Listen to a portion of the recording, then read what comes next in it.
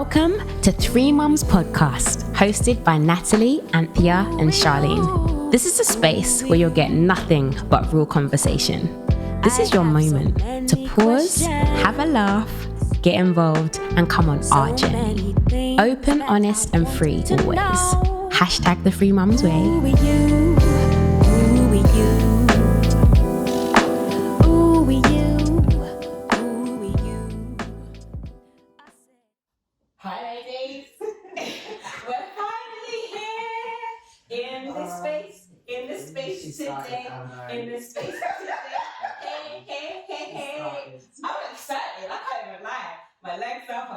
Seriously, like this is a nice little start, I think, guys. People, you've been with us from the start, and now it's exciting times for us. Mm-hmm. We're really liking the set. Give us a thumbs up if you're feeling the set that we're in the Three Mums Podcast. Okay, look, I'm gonna stop because these guys are.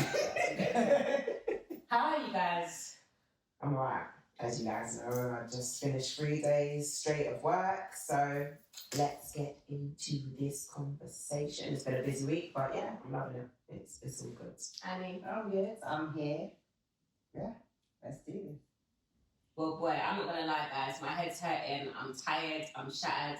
Been feeling overwhelmed all week, and this morning I had a good mum cry. How did you, Char? Yeah, I've just been feeling quite overwhelmed and just just that thing of balance. What on earth is that? I used to know what that meant, but I guess I'm just kind of feeling it all out. Today is nearly 1, and I've gone back to work. I'm doing a lot of things, and it's just my reality is really sitting. And I don't want to change my reality, but it's navigating what that looks like. How to find balance, because you're never always going to be balanced, but just kind of finding moments for me and stuff. Yeah.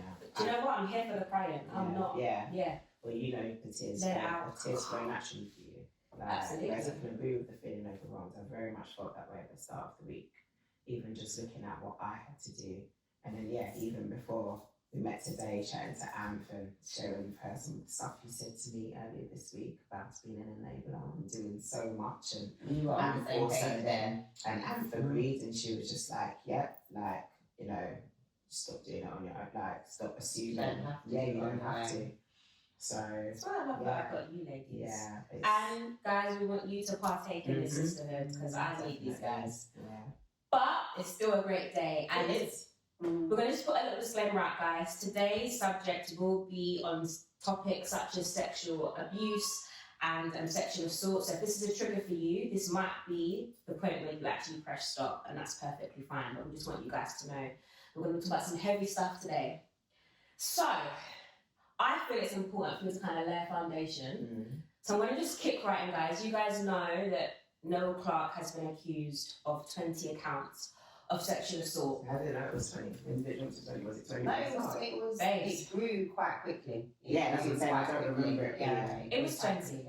And I'm not even going to lie, to prepare for this pod, I found this article, and I just actually stopped reading. By the end, I was like, because it's an in-depth article about all of the accounts.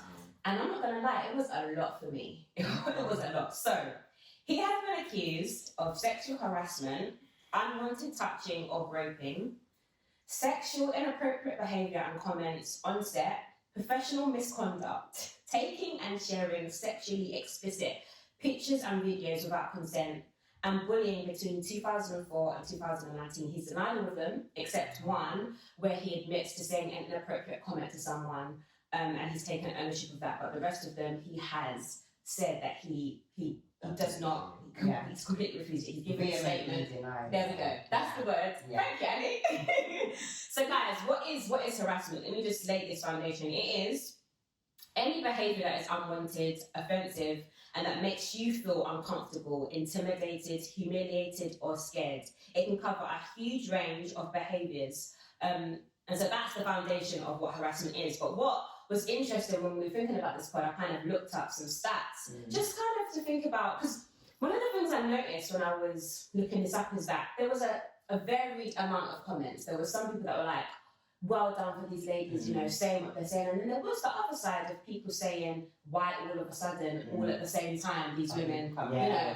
And it's actually interesting because BAFTA have said that before the ceremony, they had received some unanimous emails saying that this was coming, but there was no evidence for them to support it. So they were like, as far as we're concerned, we're not going to do an investigation for this. But they did respond to all of the women and say, or whoever it was that was in, and say, use these helpline, contact these people if you want to, etc., etc. But there was no need for them to kind of take it further. Quick question: you said that there was all those comments. Was it women that are saying, "Why did you take so long?" Or is it? I went on YouTube and watched a bunch of reaction bloggers, people talking about it, and it was mainly, I don't actually know, because you know sometimes on YouTube people don't use their names, it's like at 18. I don't know if it was men or women. The majority of comments were all very positive, but some of them positive in the sense of, when I say positive, I mean supporting the fact and celebrating the women coming forward. Exactly. And I think for me, we'll get into our opinion of it, but I think this statistic that I found, what's really shocking was that it's been recently revealed that over half of women in the UK have actually experienced some kind of sexual harassment at work. Now, I'll let you guys know that these kind of accusations were all pretty much work related, either on set or, you know, the majority of the ones I read, like I say, guys, actually, I didn't read them all, but the ones I read, which was a good handful of them, were people in films, it was makeup artists, it was crew, it was some of the actors in the films that we know, guys, adulthood, kidulthood, brotherhood, people that have worked with him. And I don't even want to go into the specific accounts, you guys can look them up. But what I found was that the study carried out by the Everyday Sexism Project and the Trades Union Congress surveyed over 1,500 women, so that's a lot of women, and discovered that 52% have been victims of unwanted sexual behaviours at work, from groping to inappropriate jokes. Know that, guys, it's not just touching, it's things people say as well. For women aged 16 to 24, this percentage rose to 63%, with almost 20% of women reporting that the person harassing them was a manager or someone in a position of authority. And I will say, from the research I found and the accounts I read, a lot of the women said they haven't spoken until now because he was the boss.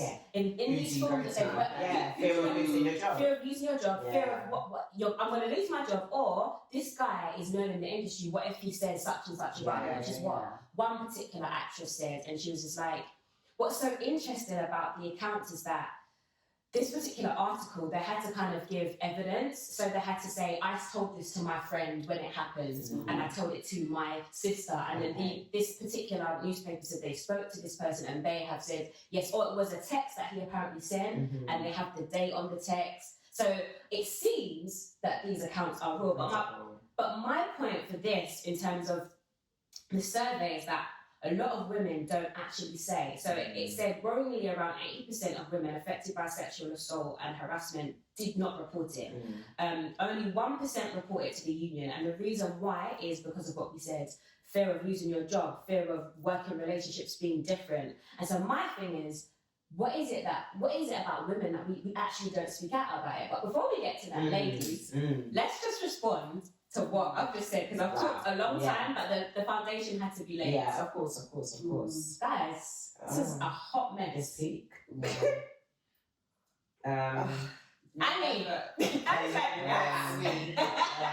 Nats, well, just your instant thoughts, like, you know what, like,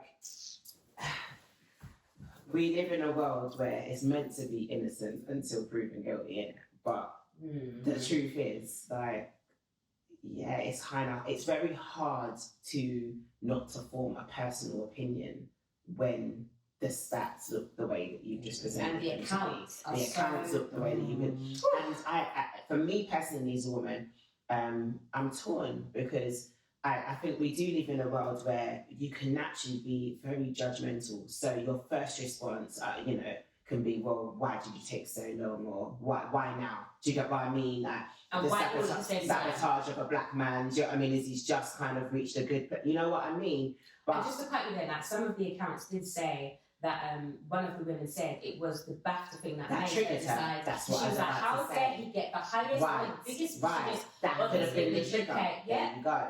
That's what she said. But then I'm like, how dare you tell someone when they are able to handle the trauma that they've experienced? So, do you understand what I mean? Yeah. Like, there is no time scale or time limit on when you are physically or capable or comfortable Sharing of your truth. sharing. I will go a step further and say that if I, what if you didn't even realise it was sexual harassment at the time? Do you get what I mean? Like, this topic really caused me to even look back in my own life, and I'm like, go on, babe, what you I going can to say? say it can be flipped, Yeah, both sides. yeah, For the person who is, being accused Yeah. of the act. Yeah. Could it be something? It's just in my nature. It was banter. It was, which is But as you heard from Charlene, it's not just physical. It can be, it's words, it's anything that makes that person feel uncomfortable. I just want to. Yeah. I want to make a point. Yeah. Right. So there was a video that I saw, and Is this on? this Okay. is a video that I saw regarding Noel Clarke, and in this video, it appears that it was just a very short clip, but it appears that he's on a panel with other people on the stage, and he has a microphone, and he goes behind a woman and puts the microphone, and acts as if it's like his genitalia, and he puts it on her shoulder. Yeah. And so for me, I'm like, okay, this is a video that surfaced after how many years? But when I look at the reaction on the woman's face, for me, it's almost like she laughs, but it's like, is that a laugh of uncomfortability because of who he is? But then I don't even know if at the time he was even as big as he is now. Do you know what I mean? But I'm pretty sure the audience laughed at what he did. So in itself, it's almost like the audience have condoned that behaviour. Which is the world we live in. Right. So why is it in that moment, I don't know, he wasn't pulled to one side and said, you know what? Yeah. You don't know. But then I would like to think that, for me, that's very inappropriate, The woman who it was done to, could she not have said, you know what, that really made me feel uncomfortable? And that would have been maybe an alert for him to say, you know what, inappropriate behaviour. Let me just knock it on the head from now. I don't know. Do you know what? Even if you go on that topic alone, that still brings me to the point of that there are certain situations or scenarios or environments that make it conducive for you to do something that you might not otherwise do in another setting. I think I mentioned it to you guys the other day that I personally, when I was younger, I'm not a fan of raving. Didn't care to go raving.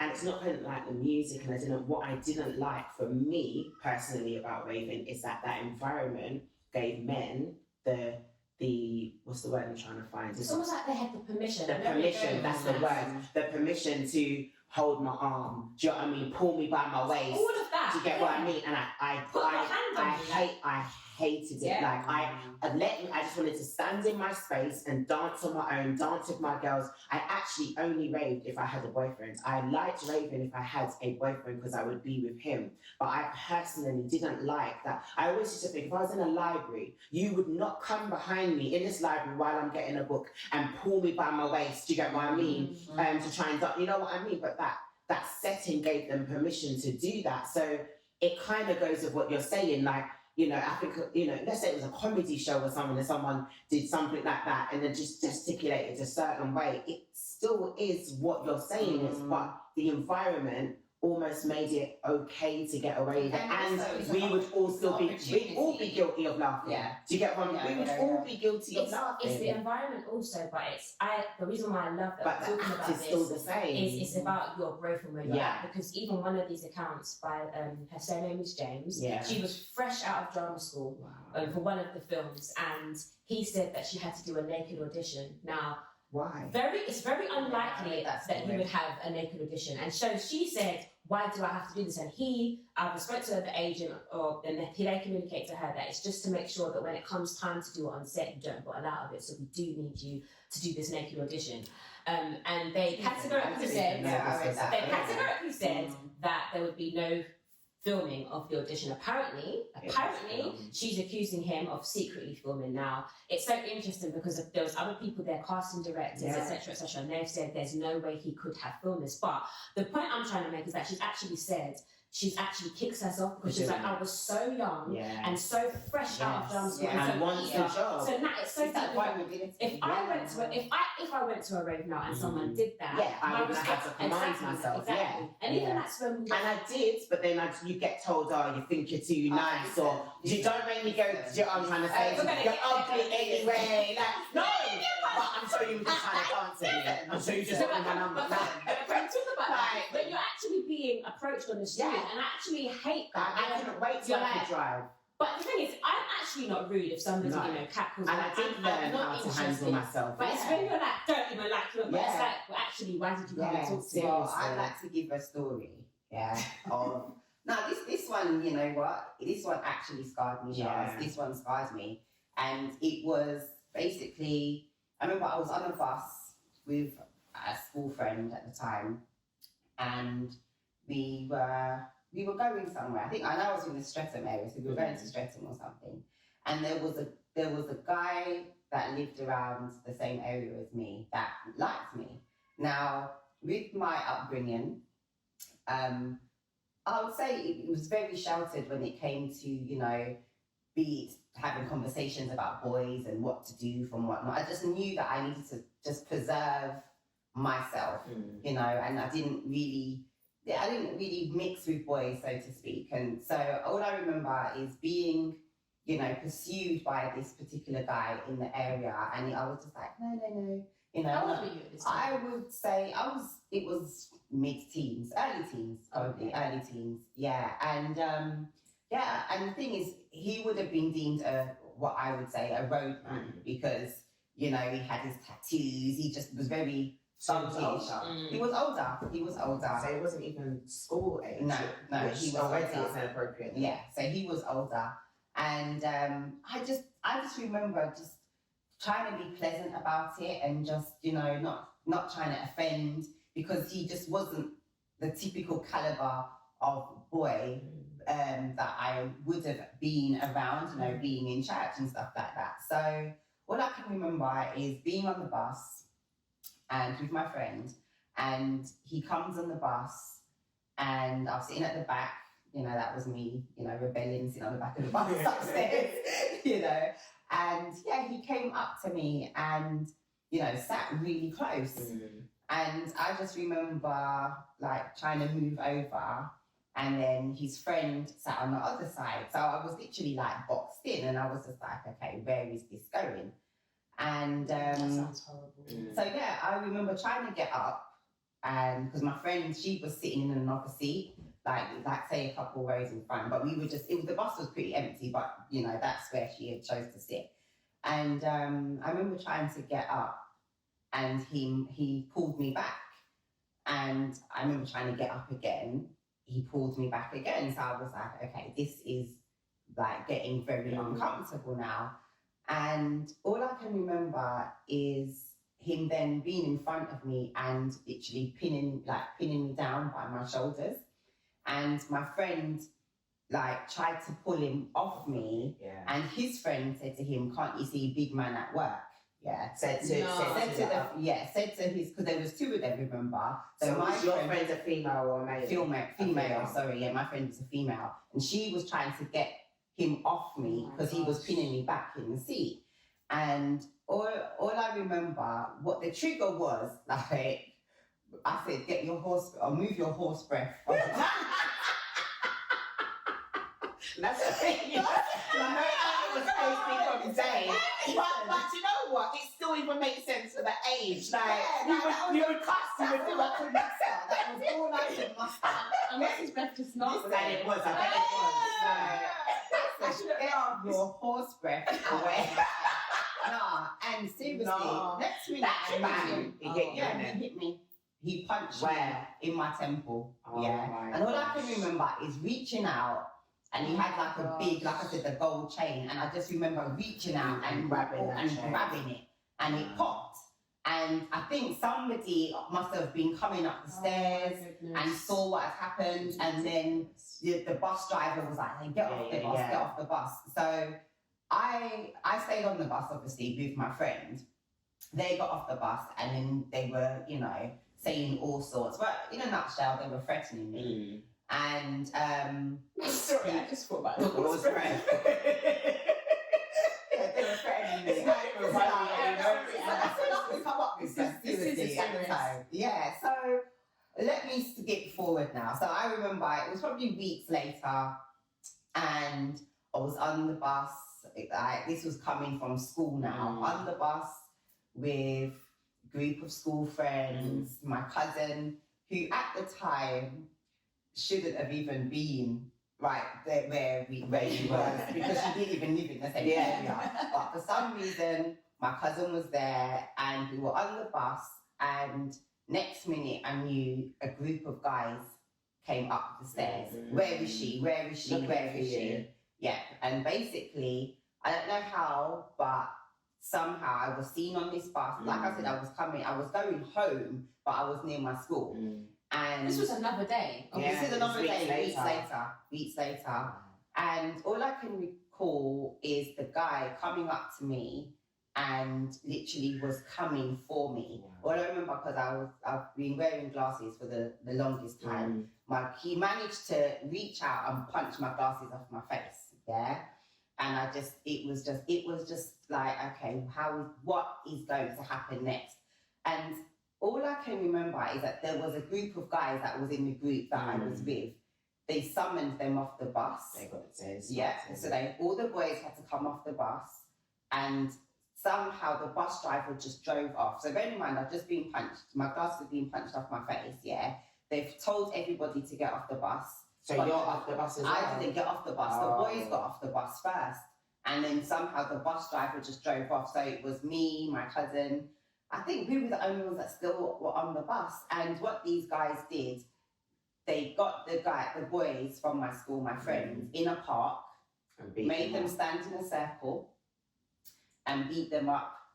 I remember, from what I was told, there were bottles used, belts, literally, because bear in mind, they were a lot older, so these were younger boys for them. And all because these guys tried to stand up for me. And these are guys that were from school? They were guys from school that were all innocent on the bus, just going home, just going on our, just mind you, in fact, I think we were on our way to Croydon. And these guys just, targeted these guys my friends, because they tried to stand up for me. And the level of trauma that caused me, because all I remember the fear of riding the bus. The fear of riding the bus, because I had to go that way home. And for months, I remember every time I went past that specific bus stop, I would crouch down because I was frightened that I was going to be seen again. And, you know, all I can remember is that the bus driver actually went off course, and I ended up in Catford with, I know this is the correct, because of what had happened to me. I ended up in Catford. He wasn't even meant to be going to Catford for me to be safe. Remember getting off the bus. Why didn't he call the police? I don't even know. I don't know, Nats. But all I know, I ended up getting off the bus with my cousin, and we ended up at some family friend's house. And we were just, they were there and they were trying to console me. All I remember, I was panicking. And I remember this woman on the bus she actually told me to shut up. I believe you. But she didn't know. The reason why she did it is because I was so panicked. So she shouted at me. Literally, that's the only way she could calm me down. So I got off the bus, we went to this friend's house, and would you believe, I went home, and I didn't actually tell my parents what had taken place. So, Annie, you're actually part of the statistics. Yes, I didn't tell my parents. So did you not tell them for fear? Did you not tell them? If you're thinking back now, can you try to think, why? I don't know. I felt like what was my role in why this had happened? So you put blame on yourself. So what? Okay. Yeah. The guy was showing me interest from however long, you know. So was it my fault because I knocked him back? You know, wasn't the horse breath comment? No, but because before that I was because I was standoff. I didn't know how to navigate myself around people. But you should like have that. to. Anyway. Do you know what I mean? But the way they came across was very, very forceful, and I was like, okay, if I cut, because you know, like you, that's always facey, always had a mouth on me. But I think in a situation like that, I felt like if I overstep the mark, then I don't know what repercussions there's going to be. And I didn't think I overstepped the mark. This guy was in my space. Right. I told you, I said, back up. Do you know what I mean? He squashed you sitting next to you, and they like literally think of the steps. From the moment he sat next to you, that was intimidation. Right. Do you get what I mean? Then stood over you, then pushed you down by your shoulders. No, Jones is something from the moment, like he overstepped from the moment he sat next to you, and you instantly was uncomfortable. The moment you got up to move, you should have been allowed to move. That was clear. I don't want to be next to you. Right. So no, you did nothing wrong. You did nothing wrong. There's no comparison to your verbal to his physical. Right. His, yeah, I know. But I think for me, it was like, why couldn't you go home and tell your parents? Do you know what I mean? That this is what I've been subject to. I think the only question was, where have you been? Because obviously it was hours later. So did you eventually tell them? I eventually told them, and I think. Did you tell them the first time? No, I remember telling my dad because there was a cocoa on my head, and I remember telling my dad, I don't even know what lie, because it was blatantly a lie. That I told him why I had this thing on my head, but there was this fear. Wow. Do you know what I mean? Of speaking out about what had happened to me, and I just, it took me a while, because I think that what had happened was that because I had gone to someone's house, they had said like, we would tell your parents, and I was then forced to actually say, okay, I will tell them. And I remember going with my dad taking me to a police station, and I still couldn't come out with what had happened the first time. So I only told them about what had happened on the bus. I didn't the second time. I still, because I thought, well, I've already lied about the first instance, so the police are not even going to believe me now if I say, well, actually, there has been another incident, you know. And I guess I carried that fear of, you know, for the longest time. And, you know, like, I'm going to say this now, that one of the guys that were involved in the incident, I know for a fact, he's now in prison. Wow, doesn't surprise me. He's now in prison, and why he's in prison, maybe it's not best I say it on this platform, but he's in prison now. And I remember seeing him on the news. Wow. Completely, why he's in prison is completely separate, but you're not surprised, but do you get what I mean? I'm not surprised by the fact that he's now doing time, because there was just so much about his character, you know. And I thought, well, you know, why did you feel that it was okay for you to force yourself upon me, even when you were told no? See, you know what I mean? Okay, there's two things, Anne, because I have to say, this whole thing of saying no is actually a thing. Like, if a woman says no, it actually means no. And I remember having a conversation with a friend of mine, just kind of, was talking about, you know, when you lost your virginity or whatever, etc., etc., etc. I'm just talking, and she kind of just shared with me that she remembers not really wanting to do it, and she's had conversations with other women who, at the time, when they first had sex, it's like, I didn't actually want to do it. I did actually kind of say, like, could you stop? But it's like, they were just like, no, come on, let's just... So I just kind of did it. And it's like, when I spoke to her, I was like, babe, you know who actually said no? And she was like, well, I guess I did. But... And even hearing you say, like, it's just nuts to me. Like, if you actually say no to a guy, it means no. I don't personally have that experience, but I do remember having a boyfriend, my only boyfriend before Chris. And I was like, we're not having sex. The answer's no. And I just remember, you know, I was with him, I kissed him, and he was like, oh, come on. You kissed him? Listen, allow me. Leave me. Don't mock me, Annie. But anyway, he was just like, kiss. It was a real kiss. Anyway, these guys, you see how they do me. Anyway, and I just remember him continuously asking me for sex.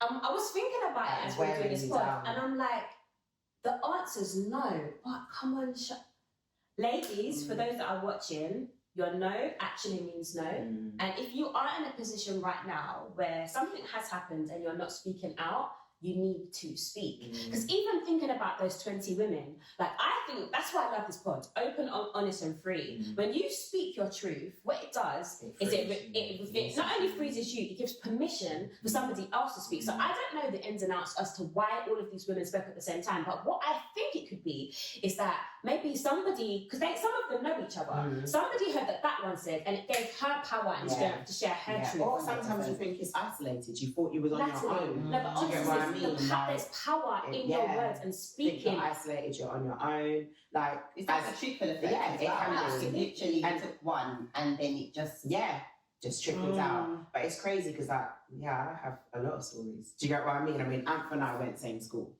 So I can't lie, and I'm like, I thought my school was amazing. Do you understand what I'm saying to you? But yeah, naturally, you got the guys. I'd say when they got to about 13 years old, so that's year 8, horny. Do you know what I mean? I don't know what the term is, guys. So yeah, this is where we might be showing our age. But back then, there was always about if a girl's got a buff pussy and all of this stuff. And I remember they would go around checking who was the buffest. Do you understand what I mean? So what age was this now? Yeah, I still get that. So this is 13. Can I just say, guys, I went to a girls' school. Me and I love my mixed school. And I love Natalie school, but I never got in that school. It wasn't for you. No. Do you know what I mean? It weren't for you. I'll just be honest, guys, between me and Nats just had a correction. Would you say you were just more streetwise, just a bit more? Yeah, I guess I definitely was better at handling There we myself. go. That came for me over time. But when some of the things Natalie would come home and tell me, when I'm thinking at that age, I was just singing an assembly. I was just like, anyways, carry on. Yeah, and it's amazing, but it's so deep. Like, I guess they did it, and it was annoying. It was, and it didn't happen often, but there was this one particular guy on this one particular day, and I never forget chatting to my friends, and I was standing up, and he came from behind. So he came from behind and put his hands between my legs, but he did it so hard, like I spun around so squeezed you, like literally dug to feel, like grabbed and dug to feel, like if it was, do you know what I mean?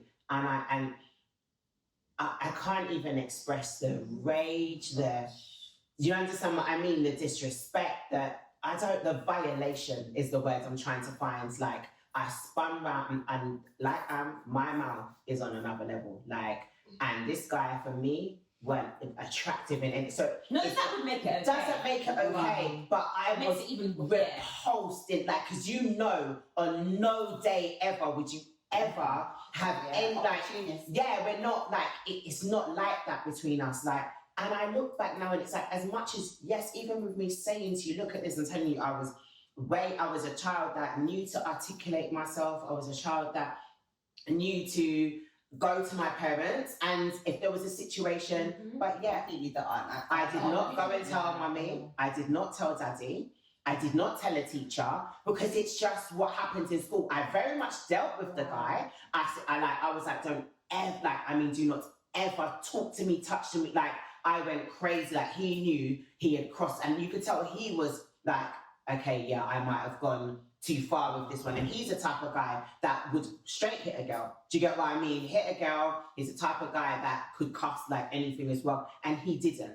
Do you get what I mean? Like, he knew, I went too far on this occasion. I didn't talk to him for about a year. Like, do you get what I mean? I did not talk to him. Like, I didn't, do you know what I mean? And once again, seeing him in later years, like, I just walked the other way. Do you understand what I'm saying to you? Like, I've literally gone through Croydon and seen him. I'm not even trying to make small talk. I'm not even trying to, do you understand what I mean? I'm not trying to do that. But it'd be interesting to know that if that same guy even has any kind of recollection. Maybe. Do you know what I mean? I don't know. I don't know. Like you, Nat. I have stories. Do you get what I mean? Similar situation at school. You know, and again, it's that whole thing, like, even talking about it, I feel like angered with Yeah, myself. because you look back and you're Because like, I look back and yeah, think, like, how comes I can have mouth for this, for certain things, but in a situation like that, I didn't have mouth. And I remember, you know, being, it's like, I feel like I was singled out, if I'm honest, because oh my gosh. It's all right, I know, and I'm just thinking, I've got no tissues. Can I get up and go and get some? Yes. It's fine, isn't it? Let me go and get some. Keep talking. Yeah, like being singled out. I don't know if it was the glasses, so I looked geeky or whatever. Oh gosh. It's okay,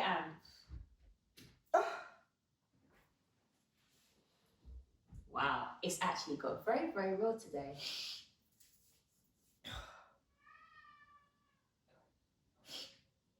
Yeah, and it's like I had to make this appointment, let's say, that after school, certain time, I have to be in a secluded place. And there was 3 guys in particular that would do certain things. And it's like I was so frightened of what they would do to me if I didn't, if I didn't comply with what they were asking or saying that they wanted to do. I didn't do anything to them. Let me just make that categorically clear. But I was literally like, just something for them to take pleasure with. So whether it was feeling my chest, whether it was just, and I just remember just that feeling of, just feeling violated, but screaming inside, like, why can't I just say stop? Do you know what I mean? And just standing there and allowing them to have a little grope, a little fumble, and not having a voice, because of fear. And this literally, that's what it was. It was fear of, I don't know, like, if I didn't let them do it, then, is it the fact that, these guys are not going to find me? I don't even know, Shah. I don't even know. And I'm actually quite surprised that this is the reaction that it's, or the impact that it's having on me how many years later. And is this something you've spoken about, Ant, with really before now, or? No. Like, I would say I haven't spoken to my parents about it. I know in fact, I tell a lie, I have shared it. Let's say, like, I have shared it with my current partner. And it was just not identifying, that I could have said something and nothing would have happened to me if I had spoken out. And then I feel like a sense of guilt, because I don't know if there was other females that were subjected to what they were doing to me. Is this in school? This was in school. And what I basically said, Nat, while you were gone, was that there was a meeting spot, so it was like in a secluded area behind the school where I always had to go and meet them and literally just stand there while they would cop a feel. Do you know what I mean? And I just, would try to make up excuses why I couldn't go. But then it was just knowing that they were very aggressive people. So again, I didn't know how to manage people like that. And I think it was just the fear of God would just come over me to even think, like, if I was to say anything. Because I think what would actually happen, if I recall correctly, they would make threats. And I'm like, well, you could carry these threats through. So if I don't attend, if I don't go, then something would happen to me. So this was like an ongoing thing. It was an ongoing What year thing. was this? What year in school? You See, know, I never knew. I knew that it happened, but I didn't know it was. I just thought of it as like a one-time. No, do you understand what I'm saying? There was a few occasions. And obviously, when I say I know it happened, I'm talking about an adult. Yeah, this was not. Yeah. Because at that stage, as much as we're super close now, obviously the age gap in school was significant. When I started in year 7, Anthea was year 11. We're not rolling together. Do you understand what I'm saying? In school years, that's a significant gap. So, wow. Yeah. So I've said it now. You have said it. It's mad. I've said it now, but it's Yeah, and you know what I would say is that there's certain things like which I've said in other podcasts or previous podcasts that you carry around with you. Yeah. And yeah, it does make me reflect on, you know, why I may be a certain way in my relationships. Do you know what I mean? Because not necessarily dealing with things that have actually happened. And the thing is, what for me, why I can laugh, not laugh literally, but I remember always saying, like, I'm a wholesome girl. Do you know what I mean? I'm wholesome. This is not going to happen to me. This isn't going to happen to me. And it makes me wonder if the things that I focused on not wanting to happen, if I put too much focus on the things I didn't want to happen, why they actually happened, because I didn't understand why me. I'm not one of those girls that I wasn't putting myself out there. You know, I didn't make it a secret that I was going to church or not going to church. I was a Christian, you know, and as I said, there was no appeal about me. I'm sorry. Like, Yes, I had the there national was. health. No, National yes, there health was. You're glasses. beautiful. Do you get what I mean? So yes, you was. You were still beautiful. You always had an amazing figure, as much as you were. I didn't see it. Of course, you didn't, but we don't see on ourselves what others see on us, and that's something we always have to. Do you know what I mean? When it, you know, even on the same topic, I can recall girls acting a certain way to me in school. Do you get what I mean? Behaving a certain way, and it's only to get older and realize, yeah, you saw the shine or a glow on me I didn't know I had. These times I'm looking, you regularly got your Mosh, your Gucci, your Versace, do you know what I mean? Look it out. I'm wanting the things you've got. These times, I connected with a girl a few years later, someone I know from school, and I remember doing her hair, and she made just the most random comment. She said something about how she always wanted her children to basically grow up in a two-parent family, and in a nutshell, her marriage had ended. And she's like, you know, I didn't have what you had when we was younger. You know, you were one of the ones that had that. And I was like, huh? Like, something as simple as that, like, I didn't even know the levels. That this is a whole. That wasn't. Yeah, it's obviously slightly. So I'm just trying to say. I'm just using it as an example. Yeah, I was just using it to basically explain what I'm trying to say. Like, I'm just coming to school, minding my business. I'm not even knowing that someone could just dislike me because their parents have broken up and my parents are like. That's just my reality. I just have both parents. Do you understand what I mean? Like.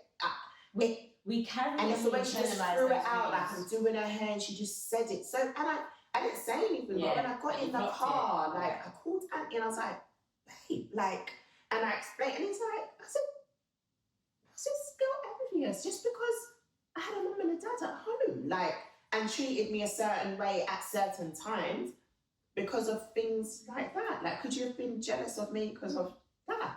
It's just mad, but boy, trauma is all I can say. And people act and behave, and it doesn't make it right. It doesn't make any of it right. Like, you know, you telling me about those boys, I sit here and I'm like, you know, we're raising sons. I was just about to say that. We're raising sons. Like, women, the discussions that need to be had with your children, with your sons, like, on multiple levels. So your daughters as well as your sons, like, that your sons understand boundaries, they respect, they approach a girl with the utmost respect. That's someone else's child. Like, you don't use your stature, you don't use your voice, you don't use your build to overpower or to understand, to control, like, the thought of my son. But can I just say that, guys, because we can't. The truth is, these guys and these stories, that there's a root. That's my point. That's my point. But it doesn't make it right. No, it doesn't make it right. But I guess for me, when I think about the fact that you have a son and you have a son, I'd love to have a son one day. But it's for us to actually change that narrative. 100%. And the truth is that these children have probably come from homes where they may have even seen their parent, their mum. May have. I don't think, but do you know what? It isn't always the case. I know it's not always. That's what's so crazy. I know it's not, but what I'm saying is, in some cases, it definitely 100%. is. And it is. Even this conversation, the purpose of it is so but great. We're just repeating the same cycle, and it's. But it is for us to change. Yeah, it is. With But our children. I think like the point that Nat's touched on is how we educate our sons, because you know, like we used to think, well, I'm not going to generalize, but you know, putting your arm around someone, you know, pinching someone, a man pinching someone, like a woman's bottom, or you know what I mean, ingest, you know, all that, what is deemed as a banter, you know, is inappropriate, and it's such a fine line. It's such a fine line, and there does need to be an education. You know, literally keep your hands in your pockets. You know, even when they get to that age, you know, when they're going to start getting curious. Do you know what I mean? Like, I mean, Mars is only, he's 10 this year. 9. You know, yeah, but he's not showing any kind of, but then I know that there's probably a conversation that has to become prior to him showing because by then it might be too late. I always ask them to say, is there anybody that you like? And actually, I think maybe like a month ago I asked to sign, was like, I'm not really into guys like that. Like, and honestly, guys, on the inside, it was music to my ears. But it's still making sure that those lines. But I'm asking but these questions. You know, for me and Anthony, those lines of communication are open all the time. We had all those discussions. He's about to go to secondary school. There's a whole big discussion we're about to have very, very soon with him. But even if you go on that topic of like, it makes me think about even as a child though, there's certain things that we've been raised to think is okay. Like there was a saying from when you're little that if a boy is mean to you, it means he likes you. Yeah. Like that's a load of crap. Like it's not even from these older ages. It's breaking these ridiculously stupid. How can someone being mean to you means they like you? If he's pushing you, it means he fancies you. So we actually train our young girls to believe that abuse, a form of abuse is linked to like and love. No, they're not. They are completely separate. And it's been taught to us it was said to us. Do you get what I mean? These are things we grew up hearing those terms, like, and it's breaking that language from childhood. And it's probably those things that we were educated on that has then allowed. Well, again, it formed a foundation. You have an acceptance to think, okay, it's just what they did. Yeah. You kind of just brush it off. You brush it off. But there's stories. Do you know what I mean? There's a guy that mentioned one. Mine's obviously not as bad, but being on the bus with this one particular friend, this guy was like notoriously known. He didn't go to my school. We went to another school, and he was just horrid. There's no other word to, you know.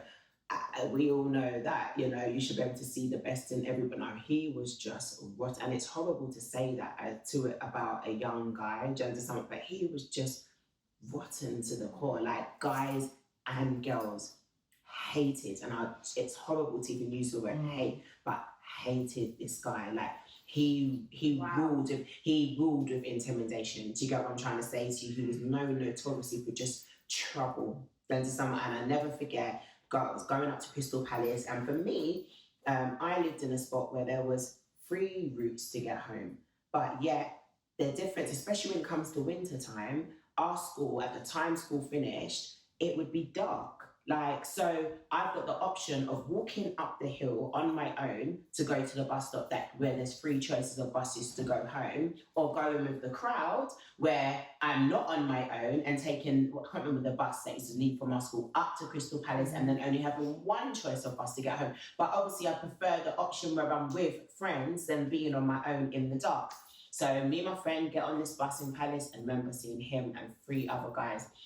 We saw them coming towards us, and we thought, let's just sit downstairs. We sat downstairs. You know where there's the stairs. We were literally with a seat like behind the stairs, like so that as close as you could be to the conductor. Away from anyone. Right. Yeah. No, but also visible downstairs. Seen they walk on the bus, don't pay, because back then you used to have to give your 20p or your 40p, whatever it was.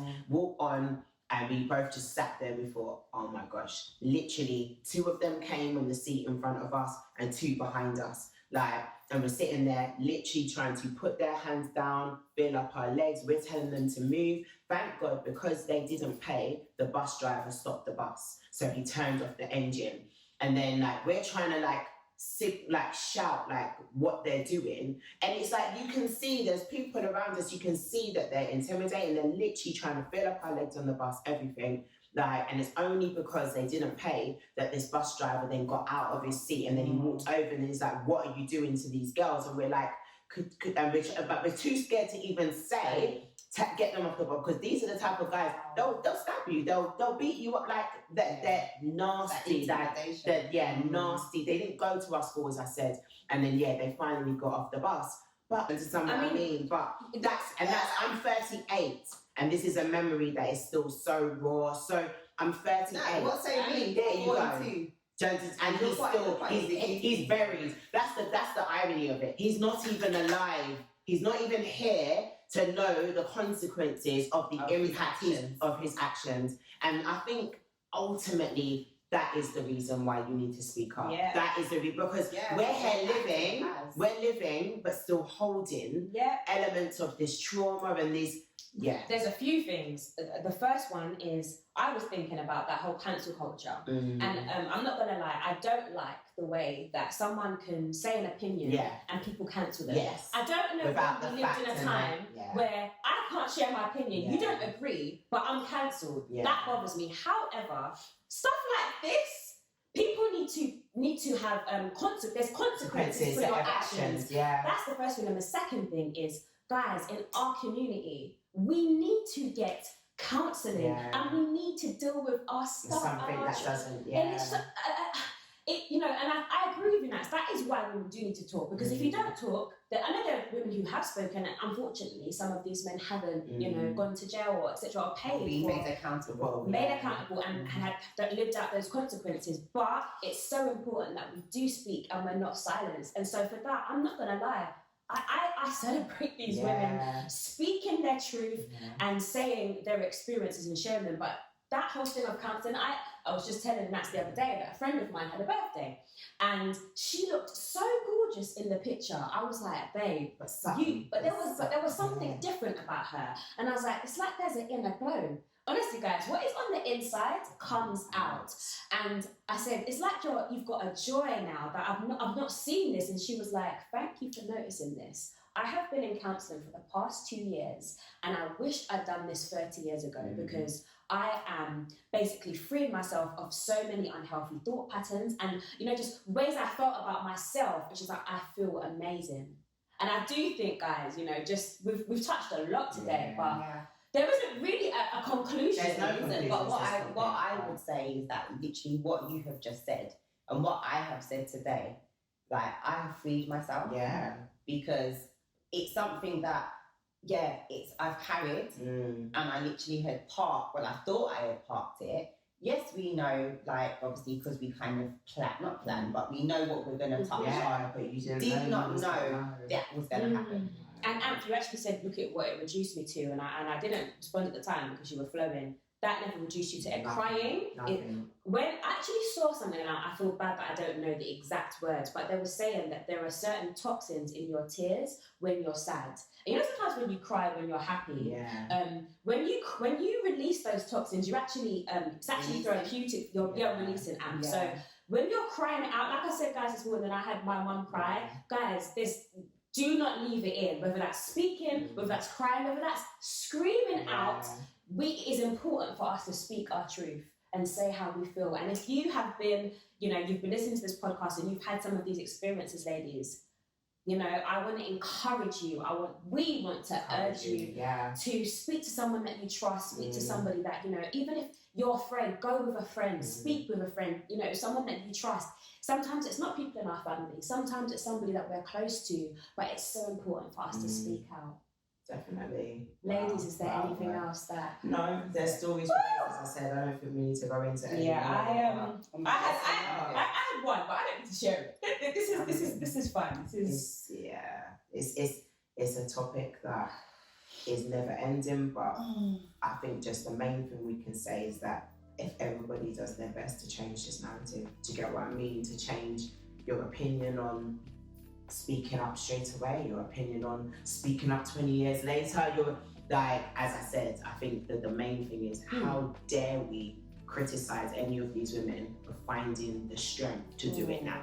I think that's all I'm gonna say. Do you know, even without giving my opinion on whether he's guilty or not, how dare anybody say, well, why now? How dare you? That's what I'm going to say, because there is no time limit to sharing and revealing a trauma.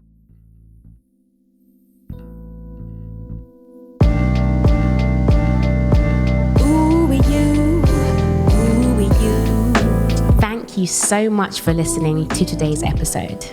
Make sure you follow us on all of our social media pages, Facebook, Instagram, and Twitter at 3mums, except for Instagram, which is 3_mums.